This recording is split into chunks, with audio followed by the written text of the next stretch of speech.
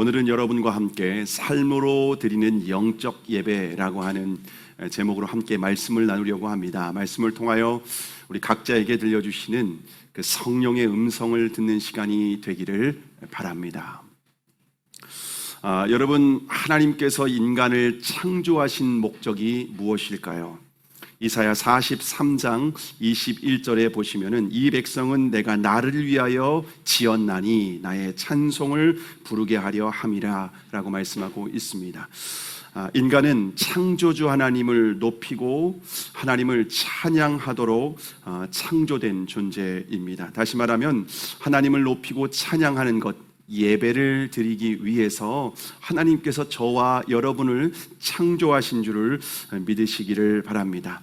인간은 하나님을 높이고 예배할 때에 우리의 인생 가운데 하나님께서 신령한 은혜와 또 하늘의 축복을 우리의 인생 가운데 베풀어 주십니다. 그럴 때 우리 인간은 하나님이 베풀어 주시는 은혜와 복을 누려야, 받아야만 우리가 인간다운 삶을 살아갈 수 있다고 성경에서는 우리에게 분명히 말씀하고 있습니다. 그런데 사단이 아담과 하와를 찾아와서 선악과를 먹도록 유혹했죠. 선악과를 먹으면 네가 하나님과 같이 될 수 있어 라는 말입니다. 하나님과 같이 될 수 있다라고 하는 말은 더 이상 네가 예배를 드리는 존재가 아니라 너는 너 자신을 위해서 예배하며 살아갈 수 있는 존재가 될 수 있다라는 의미입니다. 결국 아담과 하와는 이 뱀의 유혹을 받고 선악과를 먹게 되었습니다. 자, 그러면 아담과 하와가 사단의 유혹을 받아서 선악과를 먹은 이후에 참된 만족과 기쁨이 있었을까요? 여러분, 인간은 선악과를 먹고 하나님이 아닌 자기 자신을 예배하는 존재가 되었을 때, 다시 말하면 자신의 욕망과 본능을 따라 살았을 때에 더욱 자신의 삶뿐만 아니라 다른 사람의 인생도 파괴하는 아주 비참한 존재가 되었습니다. 우리 인간은 하나님을 섬기도록, 하나님을 예배하도록 창조된 거예요. 그런데 자신을 예배할 때에, 자신의 욕망을 따라 섬기고 살아갈 때에 결국 비참한 영적으로 죽음을 맞이할 수밖에 없다는 겁니다. 제가 이걸 어떻게 좀 예로 들까 고민을 하다가 우리 연못의 물고기를 제가 생각해 봤습니다. 여러분, 물고기는 어디에 살도록 지음을 받았죠? 물 속에서 살도록 지음을 받았습니다. 그런데 어느 날 고양이가 물고기를 찾아와서 이렇게 말을 하는 겁니다. 물고기야, 너는 왜 물속에서만 살아가니? 물 밖의 세상이 얼마나 넓고 아름다운지 아니? 야, 나와 같이 이 물 밖 아름다운 세상, 넓은 세상에서 함께 살지 않을래? 그 말을 듣는 순간 물고기가 갑자기 이 연못 안에서 살아가는 것이 너무 답답하게 느껴진 거예요. 내가 왜 그 생각을 못했지? 내가 왜 이렇게 좁은 연못 안에서 물 속에서만 내가 살아가야 되지?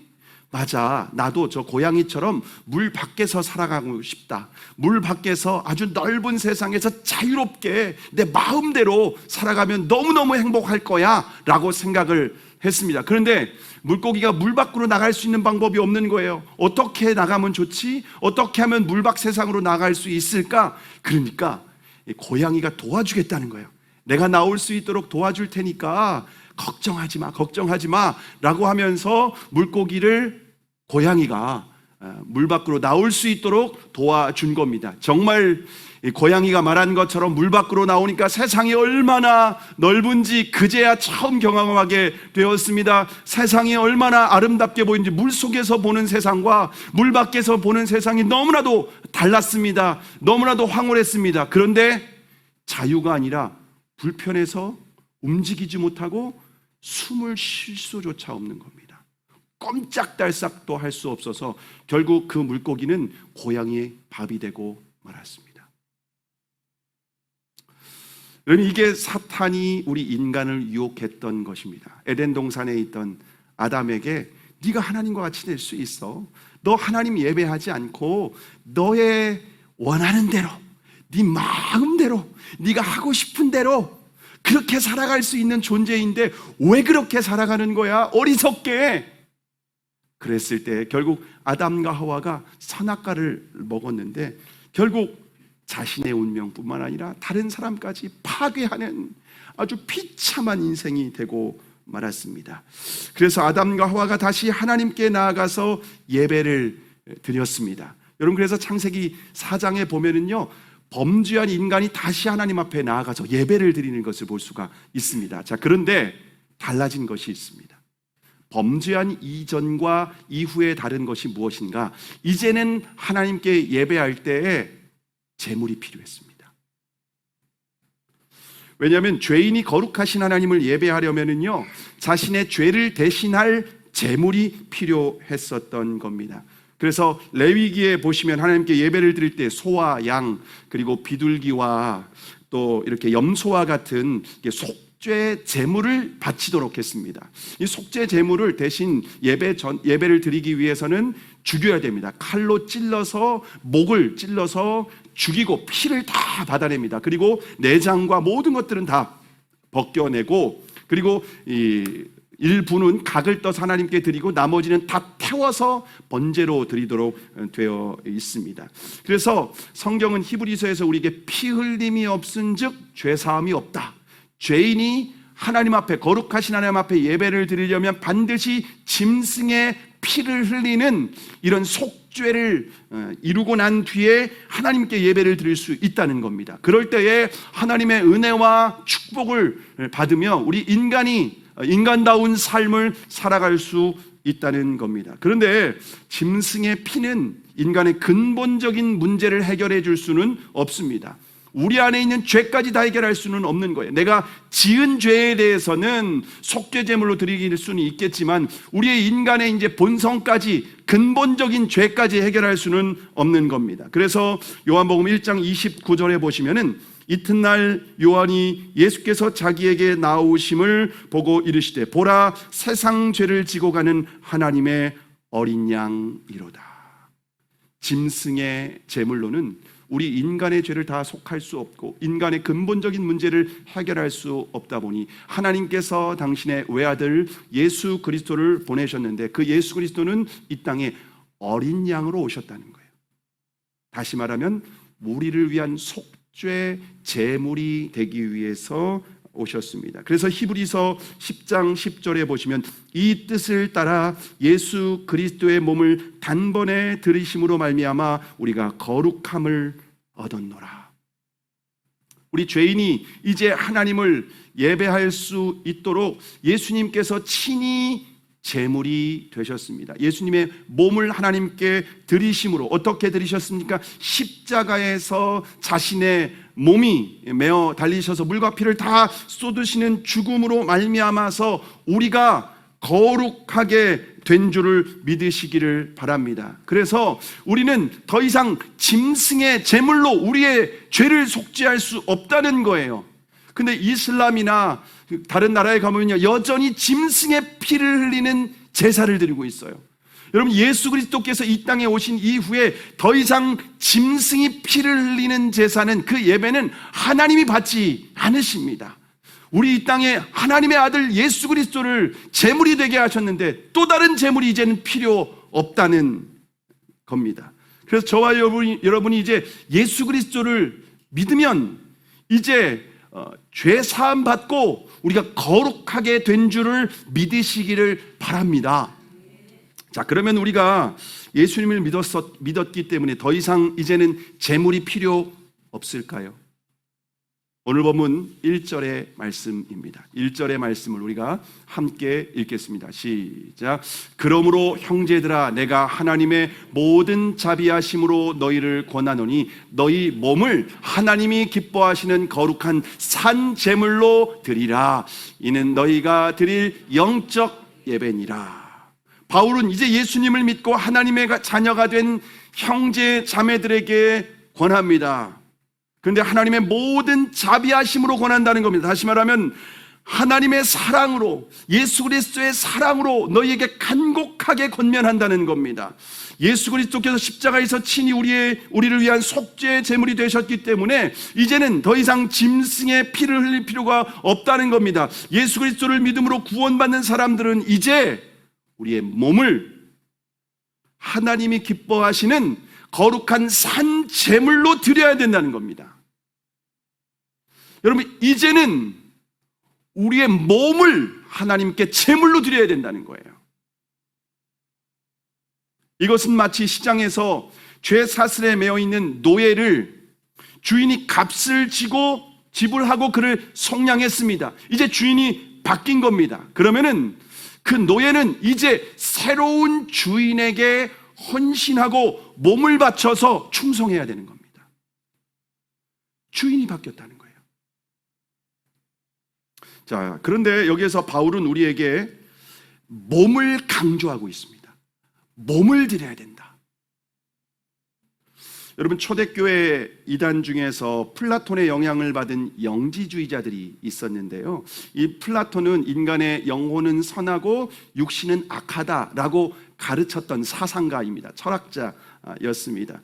그래서 죽음은 인간의 영혼이 이 몸의 무덤으로부터 벗어나는 것이다, 자유를 얻는 것이다 라고 그런 사상을 전파했었습니다. 이 플라톤이 그렇게 했는데 그 사상에 영향을 받은 사람들이 바로 영지주의자들이었는데요, 그래서 영지주의자들은 인간의 영은 선하고 육은 악하다라고 그렇게 생각을 했습니다. 심지어 예수 그리스도께서 육신의 몸을 입고 이 세상에 오셨다는 것도 부인합니다. 왜냐하면 영지주의자들은 거룩하신 하나님이 어떻게 이 더러운 이 육신 가운데에 육신으로 오실 수 있냐? 이건 말도 안 된다. 말도 안 된다. 라면서 예수 그리스도의 성육신도 부인했던 사람들이 바로 이 영지주의자들이라는 겁니다. 그래서 그들은 구원이 어떻게 이루어지는가? 영적인 지식을 깨달음으로 말미암아 구원을 얻는다. 그렇게 그들은 가르치고 지식을 얻는 데 굉장히 중요하게 가르쳤다는 겁니다. 그러면 왜 문제가 될까요? 영지주의자들은 이 지식을 얻는 것, 내가 지식을 깨달음으로, 내가 몰랐던 지식을 깨달음으로 말미암아 구원을 얻는다라고 해가지고서 열심히 가르치고 배우는 일에 집중을 했습니다. 반면에 삶으로 실천하는 일은 하찮게 생각했습니다. 중요하게 생각하지 않았다는 겁니다. 여러분, 그런데 그 당시에, 예수님 당시에 영지주의자들이 바로 지금 이 시대에도 동일한 이단들이 있습니다. 그게 바로 구원파입니다. 구원파는 지식적인 깨달음을 중요하게 생각합니다. 그래서 영적인 지식을 통해서 거듭난다고 가르칩니다. 반면에 우리의 삶을 강조하지 않습니다. 그래서 저는 연예인 같은 사람들이 구원파와 같은 이단에 그래서 많이 빠진다고 생각을 합니다. 왜냐하면 어떤 지식을 깨달으면 되고 내 육신은 중요하지 않으니까, 여전히 육신은 내 본성대로 죄를 지어도 구원받는 것은 전혀 상관이 없다고 그렇게 가르치기 때문에 그런 이단에 빠진다고 생각을 합니다. 여러분, 그런데 그건 전혀 성경적이지 않습니다. 우리는 지식만으로 구원받는 게 아니에요. 우리의 몸이 주님 앞에 순종하는 것이 얼마나 중요한지 모릅니다. 근데 그리스도인 중에서도 그런 잘못된 구원관을 가지고 있는 사람들이 있습니다. 성경에서 영적인 지식을 얻는 것에는 관심이 있습니다. 그래서 성경 공부와 기독교 서적을 열심히 읽습니다. 설교도 열심히 듣습니다. 그래서 새로운 지식을 깨닫는 것, 아는 것에 굉장히 집중합니다. 반면에 육신의 몸으로 주님의 말씀에 순종하는 것, 헌신한 것에 대해서는 중요하게 생각하지 않습니다. 근데 요한복음 3장 36절에서 주님께서 이렇게 말씀하십니다. 아들을 믿는 자에게는 영생이 있고 아들에게 순종하지 아니하는 자는 영생을 보지 못하고 도리어 하나님의 진노가 그 위에 머물러 있느니라. 여러분, 예수님은 우리의 믿음과 순종을 동의어로 말씀하십니다. 믿는 것과 순종하는 것, 믿는 것과 사는 것은 동일한 거라는 거예요. 이게 구분되지 않는다는 거예요. 여러분, 그래서 우리가 순종하려면 무엇으로 순종합니까? 몸으로 순종하는 거예요. 우리의 몸으로 순종하는 것이 너무 중요하다는 겁니다. 하나님은 우리의 몸을 악하게 생각하지 않습니다. 고린도전서 6장 19절에 보시면 너희 몸은 너희가 하나님께로부터 받은 바 너희 가운데 계신 성령의 전인 줄을 알지 못하느냐? 너희는 너희 자신의 것이 아니라 말씀을 하십니다. 여러분, 우리가 예수 그리스도를 주님으로 영접했다면 우리의 영혼만 구원받는 것이 아닙니다. 우리의 영혼만 거룩하게 된 것이 아닙니다. 이제 우리의 몸이 거룩하게 구별됐다는 거예요. 어떻게 구별됐습니까? 하나님의 성전이 되었다는 거예요. 이 땅에서 성전보다 더욱 거룩한 것은 없어요. 근데 이제 우리의 몸이 성전이 되었다는 거예요. 우리 마음만 성전이 된 것이 아니에요. 우리의 몸이 성전이 되었다는 겁니다. 우리의 몸이 거룩하게 구별되었다는 거예요. 그래서 예수님을 믿으면 우리의 영혼만 구원받는 것이 아니라 우리의 몸도 구원을 받게 됩니다. 그것을 우리 주 예수 그리스도께서 보여주셨지 않습니까? 예수 그리스도께서 십자가의 죽으심으로 끝난 것이 아니라 다시 신령한 몸으로 부활하셨습니다. 예수 믿는 사람들은 예수님과 같이 신령한 몸으로 부활하게 되는 줄을 믿으시기를 바랍니다. 그래서 우리의 그리스도의 성경적인 우리 인간론은요, 우리의 몸이 악하지 않습니다. 근데 지금도 우리는 몸을 부정한 것으로, 악한 것으로, 하찮은 것으로 그렇게 여기는 그리스도인들이 있다는 겁니다. 여러분, 그래서 바울은 오늘 우리의 몸을 거룩한 산 제물로 드려라, 이게 바로 예배다라고 말하고 있습니다. 예배는 우리의 몸만 드리는 게 아닙니다. 우리의 마음만 드리는 것이 아닙니다. 예배는 우리의 몸을 산 제물로 드리는 시간입니다. 그런데 한국 교회는 코로나 이후에 여전히 몸이 교회에 나와 있지 않고 집에서 온라인으로 예배를 드리는 사람이 여전히 한 30%, 많게는 40%까지도 보고 있습니다. 온라인으로 예배를 드리시는 분들은 우리의 마음만 드리면 된다고 생각하는 거예요. 그런데 하나님은 우리의 몸을 거룩한 산 제물로 드려라 라고 말씀하고 있습니다. 왜냐하면 우리의 몸을 사신 거예요. 핏값 주고. 그럼 몸을 드리는 것이 예배라는 겁니다. 우리의 몸을 드리려면요, 정해진 시간과 장소에 모여야 됩니다. 그래서 히브리서 10장 25절에 보시면 모이기를 피하는 어떤 사람들의 습관과 같이 하지 말고 오직 권하여 그날이 가까이 옴을 볼수록 더욱 그리하자. 여러분, 이 세상에 종말이 더 다가올수록 모이는 것을 중요하게 생각하지 않는다는 거예요. 뭐 얼마든지 놀러 갈 수 있지 뭐, 얼마든지 빠질 수 있지 뭐, 더 중요한 일이 있을 수 있지 뭐, 모이는 걸 중요하게 생각하지 않아요. 우리 마음만 드리면 돼. 마음만 드리면 되지 꼭 모여야 돼? 여러분, 그건요, 어떤 악한 습관이라는 거예요. 세상에 악한 것이 영향을 미쳤기 때문에 그런 잘못된 생각을 갖게 된다는 겁니다. 여러분, 예수 그리스도를 믿음으로 구원받은 사람들의 예배는 우리의 몸을 정해진 시간과 장소에 공동체가 함께 모여야 합니다. 함께 모여서 우리가 드리는 것이 바로 예배라는 겁니다. 그런데 예배의 자리에 나오는 것으로 끝난 것이 아니라는 거예요. 우리가 입술을 벌려 하나님을 높이고 찬양해야 됩니다. 여러분, 예배 가운데 나오셨다면은 여러분 입술을 벌려서 찬양을 하고 하나님을 높이시고 하나님이 하시는 일들을 우리가 기뻐하고 고백하는 것이 정말 중요해요. 예배는 쇼가 아니에요. 예배는 여러분이 강의를 듣기 오기 위해서 온 것도 아니에요. 좋은 강론을 듣기 위해서 온 것도 아니고 앞에서 노래를 부르는 사람의 어떤 공연을 보기 위해서 온 것도 아니에요. 예배는 하나님과의 만남이에요. 인격적인 만남이에요. 그래서 여러분 몸으로 고백하는 거예요. 입술로 고백하는 거예요. 여러분, 이것이 중요하다는 거예요. 뿐만 아니라 한 주간 동안 우리의 삶으로 우리가 물질을 벌어들였다면 그것을 하나님께 드리는 거예요. 여러분, 물질을 드리는 것도 예배라는 거예요. 여러분, 이것이 바로 하나님이 기쁘시게 받으시는 영적인 예배다. 우리의 몸을 드리는 것, 그게 진정한 예배다. 참된 예배다. 합리적인 예배다라고 우리에게 설명하고 있습니다. 그런데 영적인 예배는 여기에서 끝나지 않습니다. 오늘 본문 2절에 보시면 한글 성경에는 생략된 단어가 있는데 그 단어가 바로 헬라어 원문에 있는 카이라고 하는 단어입니다. 이 카이라고 하는 단어는 접속사인데 따라서, 요컨대, 그러므로 라고 하는 의미가 있습니다. 다시 말하면 1절의 내용을 2절에서 부연 설명해 주는 거예요. 바울은 우리의 몸을 거룩한 산 제물로 드려라 라고 그렇게 말씀을 하셨는데, 이것이 바로 영적인 예배인데 산 제물로 드리기 위해선 구체적인 방법을 우리에게 2절에서 가르쳐 주고 있는 거예요.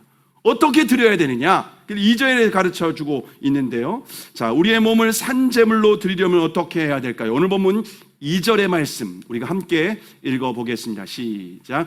너희는 이 세대를 본받지 말고 오직 마음을 새롭게 함으로 변화를 받아 하나님의 선하시고 기뻐하시고 온전하신 뜻이 무엇인지 분별하도록 하라. 여러분, 우리가 하나님께 몸을 거룩한 산 제물로 드리는 이 영적인 예배를 드리려면 첫째로 이 세대를 본받지 말아야 됩니다. 이 세대를 본받지 말아야 된다라고 우리에게 가르쳐주고 있습니다. 이 세대는 아담의 범죄 이후에 타락한 세대를 말하는 거예요. 사도 요한은 이 세대의 특징을 이 세 가지로 말하고 있는데, 요한일서 2장 15절에서 16절에 보시면 이 세상이나 세상에 있는 것들을 사랑하지 말라. 누구든지 세상을 사랑하면 아버지의 사랑이 그 안에 있지 아니하니 이는 세상에 있는 모든 것이 육신의 정욕과 안목의 정욕과 이생의 자랑이니 다 아버지께로부터 온 것이 아니요 세상으로부터 온 것이라. 여러분, 이 세대의 특징이 뭐냐? 육신의 정욕, 안목의 정욕, 이생의 자랑이라고 하는 겁니다. 한마디로 이 세대의 특징은 육신의 감각을 추구하며 본능을 추구하는 세대라는 거예요. 다시 말하면 이 세대는 영적인 것이 아니라 육체적인 것을 추구하며 살아갑니다. 아담과 하와가 선악과를 먹기 전에 보암직도 하고 먹음덕직도 하고 지혜롭게 할 만큼 탐스러운 것이 바로 선악과였잖아요. 그렇게 눈에 보기 좋은 것을 따라가는 거예요. 육신의 쾌락을 따라가는 거예요. 정욕을 따라가는 거예요. 탐욕을 따라가는 거예요. 물질을 따라가고 권력을 따라가고 자신의 존재를 그걸로 증명하고 싶은 거예요. 그걸로 만족을 누리려고 하는 거예요. 선악과를 따먹은 인간이 하나님을 예배하는 것이 아니라 자기 자신을 예배한다고 말씀하지 않았습니까? 자기 자신을 예배한다는 게 육신의 정욕, 안목의 정욕, 이생의 자랑을 추구하며 살아가는 거예요. 오로지 육체에 관심이 있어요. 오로지 육체의 본능을 따라가요. 내 눈이 보기 좋은 거, 내 귀에 좋게 하는 거, 나의 귀를 좋게 하는 거, 내 입을 만족시키는 거, 내 몸을 만족시켜주는 거. 이게 바로 타락한 인간이 자신을 예배하는 방식입니다. 심지어 하나님을 예배하는 목적도 나의 욕망을 이루기 위해서 기도하는 거예요. 이게 바로 이 세대라는 거예요. 자, 그런데 여러분, 이 세대의 배후에는 누가 역사하고 있을까요?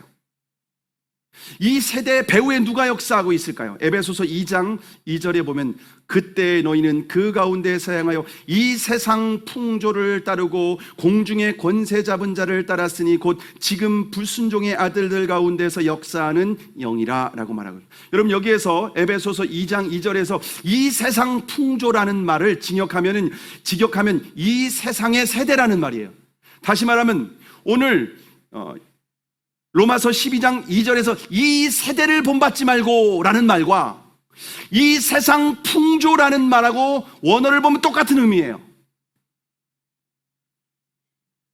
그래서 이 세대를 따르는 것은 곧 공중의 권세 잡은 자를 따르는 것이다 라는 말하는 거예요. 하나님을 주인으로 따르는 것이 아니다. 너희가 육신의 본성을 따라가고 눈에 보이는 대로 쾌락을 따라가고 육신의 만족을 위해서 살아가는 삶은 아무리 그리스도인이라 할지라도 예수님을 따르는 것이 아니라 마귀를 따라가는 것이다. 마귀의 종로로 타고 있는 것이다. 여러분, 그걸 우리에게 말하고 있는 겁니다. 여러분, 지옥은 어떤 곳이, 누가 가는 곳입니까? 마귀와 그를 따르는 종들이 가는 곳입니다. 만약 저와 여러분이 영적으로 깨어서 분별하지 않으면 사단의 종로로 타게 되는 거예요. 저는 사단의 종로로 탄 적이 없는데요, 제 눈에 그냥 보기 좋은 대로 따라갔어요. 나의 욕망을 따라 그냥 살아갔어요. 나의 본능을 따라 살아갔어요. 내가 내 육신을 만족시키는 것, 사람들이 다 그렇게 살아가잖아요. 그렇게 살았을 뿐인데 무슨 죄와 사단의 종로로 됐다는 건가요? 영적으로 바라보면 그것은 바로 사단의 종로로 타는 거예요.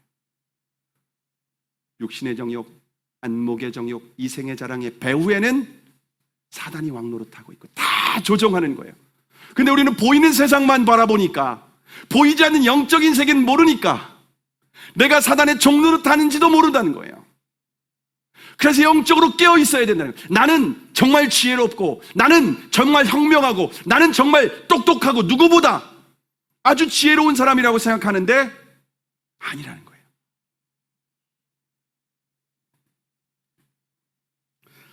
결국 나는 최선을 다해서 내가 생각할 때 정말 좋은 것이라고 생각하고 지혜로운 것이라고 생각하고 열심히 살았는데 죄와 사단의 종노릇하게 될 수 있는 비참한 인생이 될 수 있다는 거예요. 그래서 우리의 몸을 거룩한 산제물로 드리는 영적인 예배를 드리면 이 세대를 본받지 말아야 됩니다. 한 주간의 삶의 현장에서 육신의 감각을 따라 살아가지 말고 영적인 감각을 따라 살아가야 돼요. 우리 안에 계신 성령을 따라가야 된다는 거예요. 근데 영적인 감각이 살아나려면은요, 여러분, 기도해야 돼요. 기도할 때 영적인 감각이 살아나는 거예요. 여러분이 육신의 감각을 살리는 그런 일을 많이 하죠. 육신의 감각을 살리는 일을 위해서 요즘에 제가 운동을 열심히 하고 있는데, 운동을 하면은요, 이 근육이 늘어나요. 체력도 늘어나더라고요. 한 4개월 하니까 이번 휴가 가면서 제가 느낀 거예요. 피곤하지 않더라고요. 밤 12시까지 그 해운대 앞바다를 걸었는데 피곤하지 않더라고요.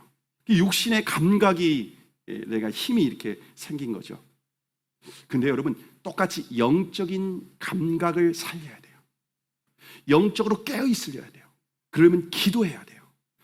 영적으로 깨어 있으라는 말과 성경에서 기도하라는 말과 동의어로 되어 있어요.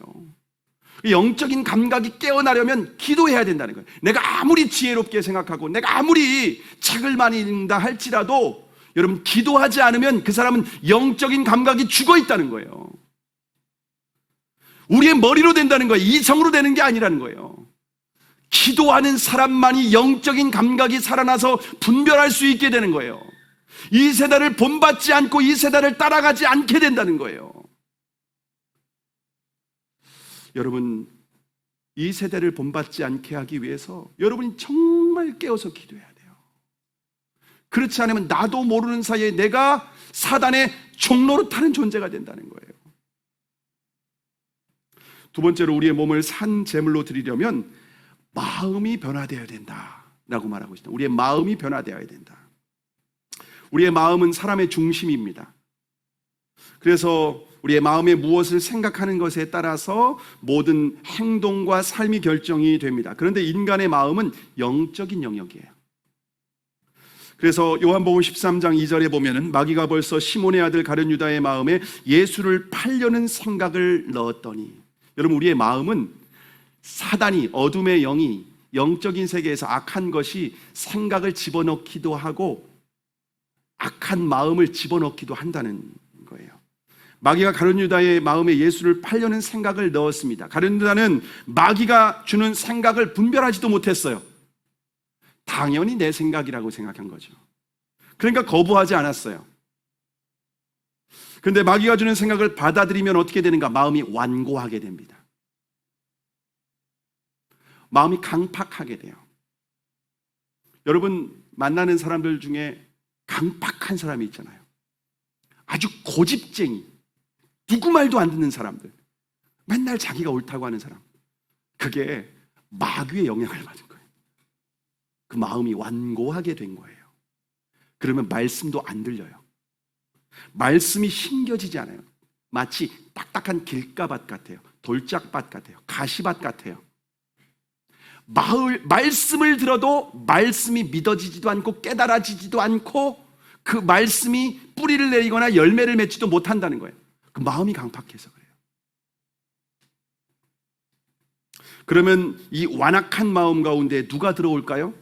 요한복음 13장 27절에 보면은 조각을 받은 후 곧 사탄이 그 속에 들어간지라. 여러분 완악한 마음 가운데는 성령님이 임재하실 수 없습니다. 그 완악한 마음 가운데에는 사단이 지배를 하기 시작을 합니다. 결국 사단의 지배를 받은 이 가룟 유다가 어떻게 했습니까? 스스로 목숨을 끊었습니다. 우리가 매주일 암송하는 말씀이 있잖아요. 도둑이 오는 것은 도둑질하고 죽이고 멸망시키려는 것뿐이요. 여러분 가룟 유다가 죽음으로 인생이 끝났다는 것은 사단의 지배를 받았다는 거예요. 사단이 그 마음에 지배를 해서 그의 인생을 끌고 가는 종로로 타는 그런 비참한 인생이 되었다는 겁니다. 사단은 이 세대의 배후에서 역사하는 것으로 끝나지 않고 우리의 마음에 지배를 합니다. 이 세대의 사람들에게 육신의 정욕, 안목의 정욕, 이생의 자랑을 따라 살아가도록 그들을 현혹시킵니다. 속입니다. 야, 그래, 네 눈에 보기 좋은 대로 살아가. 네가 하고 싶은 대로 살아가. 너의 인생은 네 거야. 네 몸은 네 거야. 마음대로 살아. 한 번뿐인 인생 즐기면서 살아야지.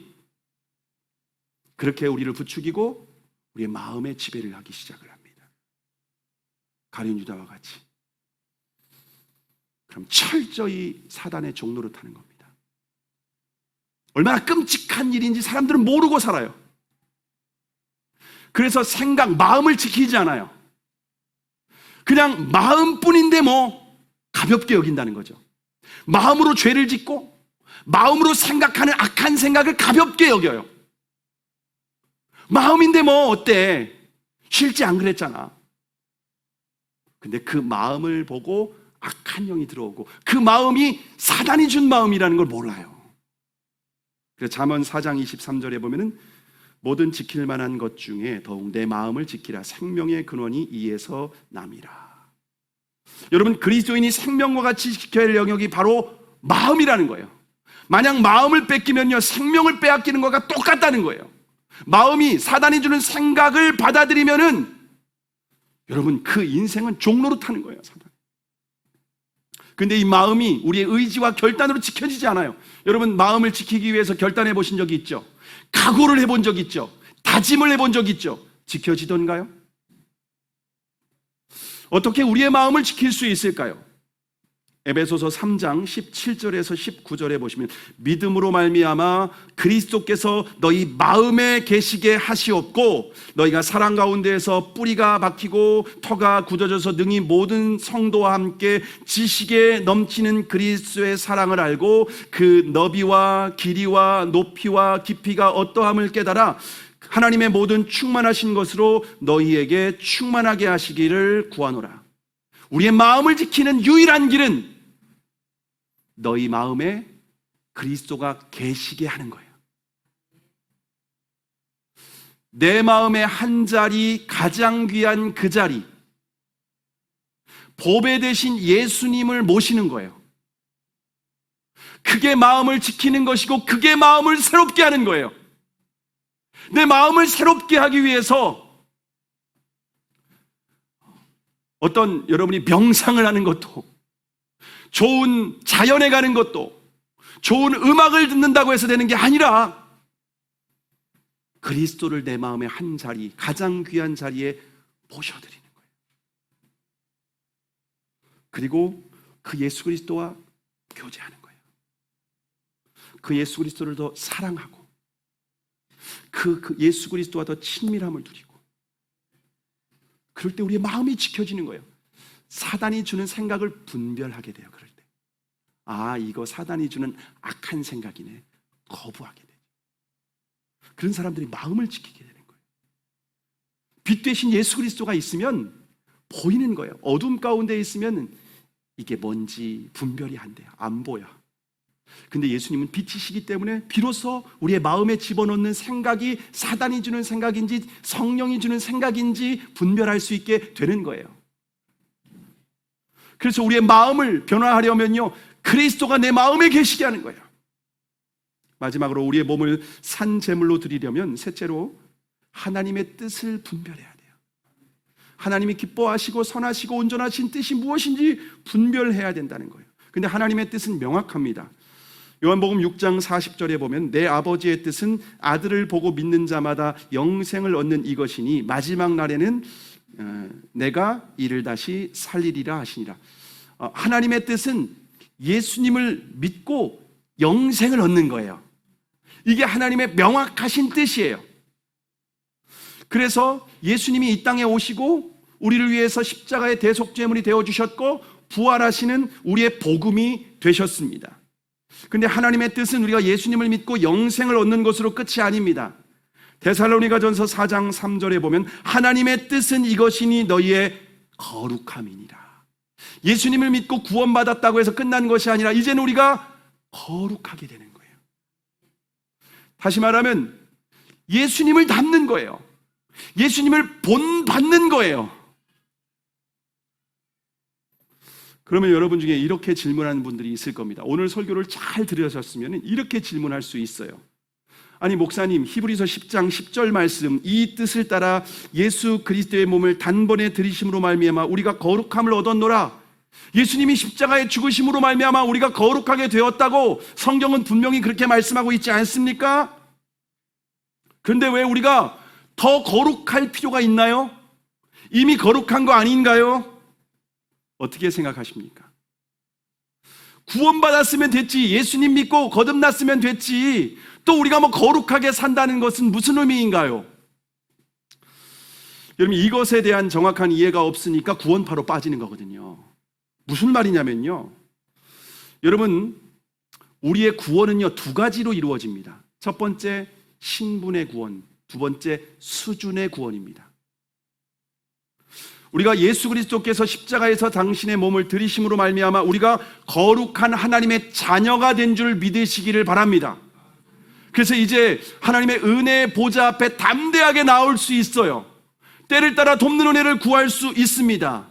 그런데 수준의 구원이 또 있다는 거예요. 그건 신분의 구원이고, 죄인에서 하나님의 자녀가 된 거예요. 의인이 된 거예요. 근데 수준의 구원이 있다는 거예요. 우리는 성장해야 돼요. 날마다 자라가야 돼요. 아이가 태어났다고 끝입니까?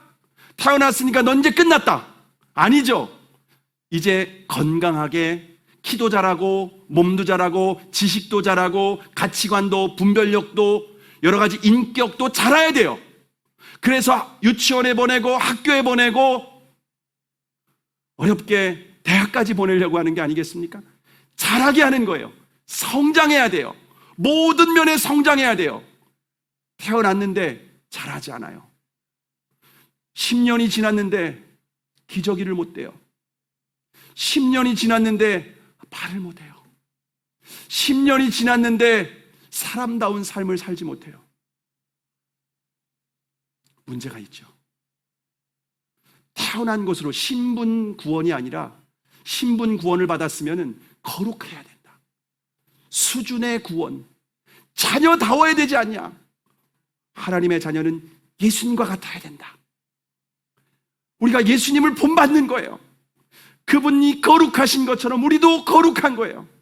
우리 말에서, 생각에서, 행동에서 거룩하게 예수님을 닮아가는 거예요.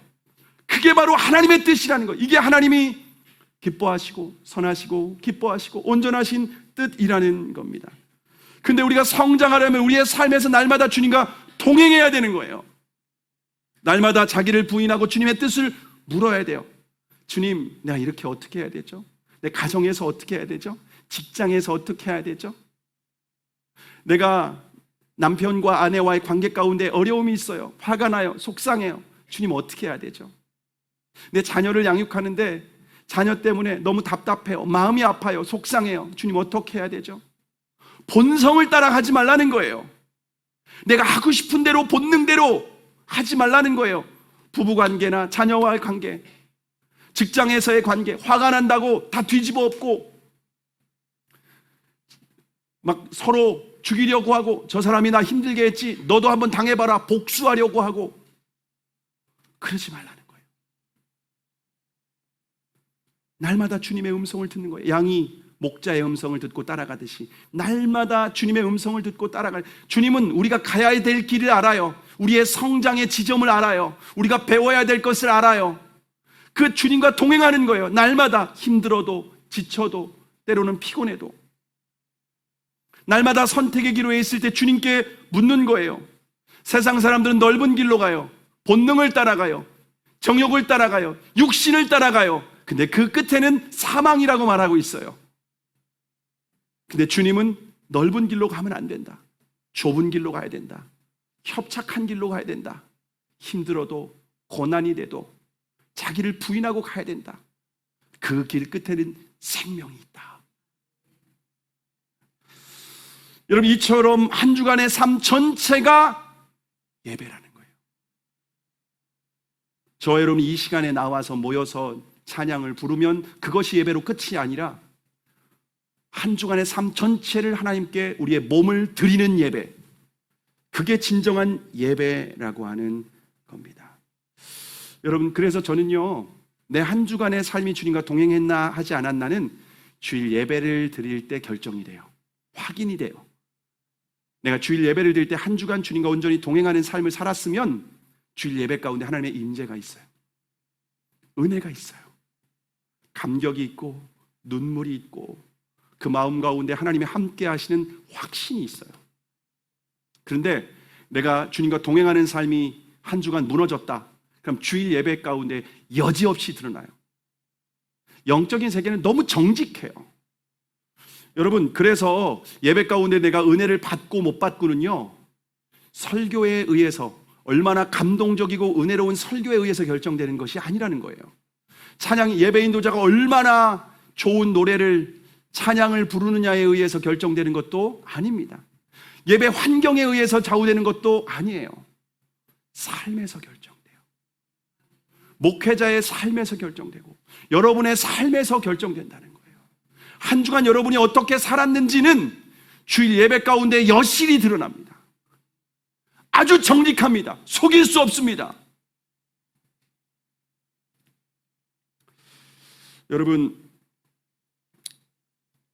그래서 예배는 이 시간으로 끝나는 것이 아니라 여러분 한 주간의 삶으로 계속해서 이어져서 예배를 드리는 겁니다.